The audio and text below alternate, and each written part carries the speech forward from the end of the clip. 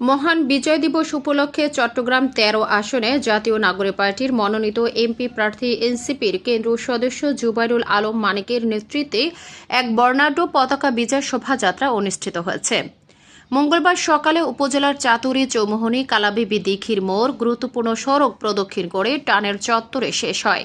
এতে উপস্থিত ছিলেন চট্টগ্রাম দক্ষিণ জেলার সমন্বয় কমিটির যুগ্ম সমন্বয়কারী প্রকৌশলী মোহাম্মদ হাবিবুল্লাহ, সদস্য একে এম মোর্শেদ, ইরফান মাহমুদ, শাহিদুল আলম, জাহিরুদ্দিন চৌধুরী হিমেল, আনোয়ারা উপজেলা কমিটির যুগ্ম সমন্বয়কারী মোহাম্মদ দেলওয়ার হোসেন, ডালিয়া বড়ুয়া, জাফর ইসলাম চৌধুরী, নাইমুদ্দিন, শাফি আউয়াল, মোহাম্মদ এহসান, দিদারুল আলম, সমন্বয় কমিটির সদস্য সাকিব সরওয়ার।